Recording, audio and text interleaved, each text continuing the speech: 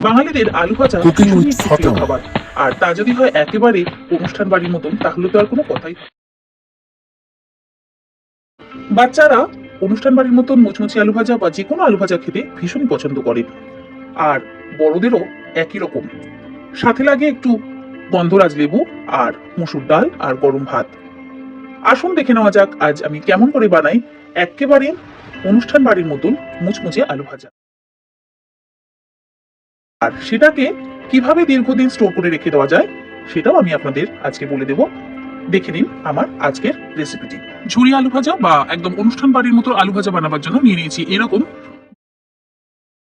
আলু।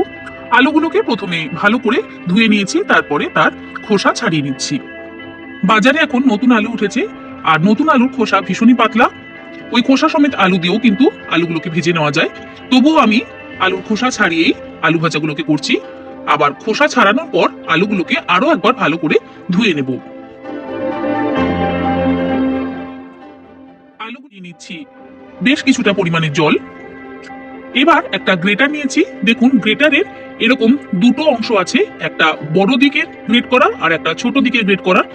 আমি যে দিকটা বড় সেই দিকটা দিয়ে আলুগুলোকে গ্রেট করব। আর একটা কথা বলে রাখি, আলু গ্রেট করার সময় নিচে থেকে ওপরের দিকে কিন্তু টানবেন না, ওপর থেকে নিচের দিকে টানবেন, তাহলে আলুগুলো লম্বা লম্বা গ্রেট হয়ে পড়বে। আর যদি একবারে ওপর নিচ করতে করতে এইভাবে টানেন, তাহলে কিন্তু আলু লম্বা লম্বা হয়ে পড়বে না, ছোট ছোট ভাবে কেটে পড়বে। একদম ওপর থেকে নিচের দিকে গ্রেট করবেন। আর দেখুন এরকম লম্বা লম্বা একদম আলু ভাজা কিন্তু কাটা হয়ে যাচ্ছে। সমস্ত আলু গ্রেট করে নেওয়া হয়ে গেছে। এবার হাত দিয়ে আলুগুলোকে ভালো করে ঘষে ঘষে নিচ্ছি। তারপরে কলের নিচে আলুগুলোকে দিয়ে খুব ভালো করে ধুয়ে নেব। আলু ভাজা যত ভালো করে ধোয়া হবে, তার উপর কিন্তু আলু ভাজার মুচমুচে ভাবটাও ততটা নির্ভর করবে। আলু ধুতে ধুতে আলুর জলটা একদম যেন সাদা হয়ে যায়, আলুর মধ্যে যেন একটুও স্টার্চ না থাকে। দেখুন জল একদম পরিষ্কার হয়ে গেছে, আলু ভালো করে ধোয়া হয়ে গেছে। এবার এই আলুর মধ্যে দিচ্ছি বেশ কিছুটা বরফ। 4-5 কাপ পরিমাণ জল দিয়ে দিচ্ছি। তারপরে এই ঠান্ডা জলে আধ ঘন্টা আলুটাকে ভিজিয়ে রেখে দেব। এখন যেহেতু শীতকাল, সেই জন্য আমি বাইরে ভিজিয়ে রেখেছি। গরমকালে আলুটাকে জলের মধ্যে ভিজিয়ে ফ্রিজে রেখে দেবেন। এবার জল থেকে ভালো করে আলুটাকে ছেঁকে তুলে নেব। তারপরে খুব ভালো করে জল চিপে নিতে হবে।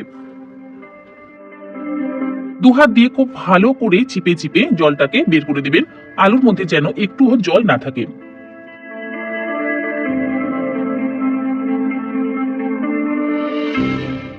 আলুগুলোর থেকে খুব ভালো করে জল ঝরিয়ে নিয়ে একটা প্লেটে রেখে দিচ্ছি।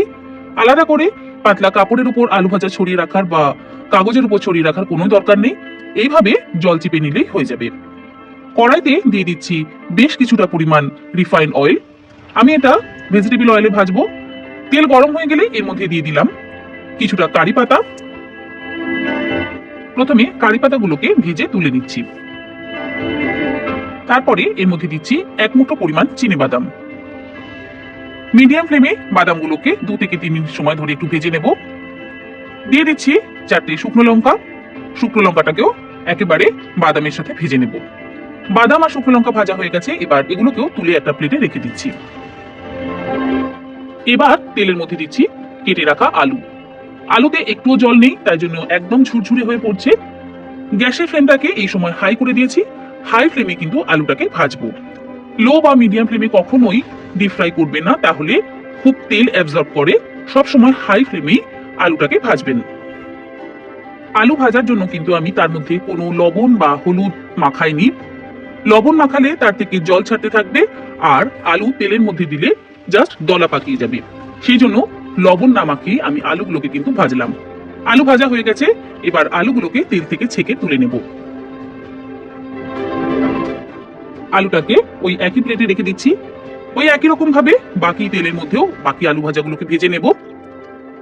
আপনারা চাইলে খুব সামান্য পরিমাণে একটু হলুদ আলুর মধ্যে মাখিয়ে নিতে পারেন, তবে হলুদ আমি এই কারণেই মাখাই না।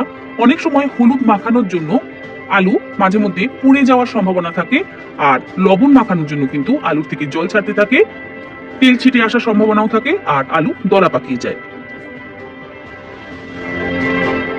আলু ভাজা ঠিকঠাক হয়েছে কিনা সেটা কিভাবে বুঝবেন সেটা আমি আপনাদের বলে দিচ্ছি।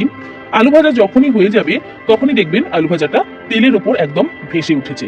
সেই সময় আমাদের বুঝে নিতে হবে আলু ভাজা সম্পূর্ণ তৈরি, এবার তেল থেকে তুলে নিতে হবে। আমারও আলু ভাজা হয়ে গেছে, আমি তেল থেকে তুলে ওই প্লেটে ট্রান্সফার করে দিলাম।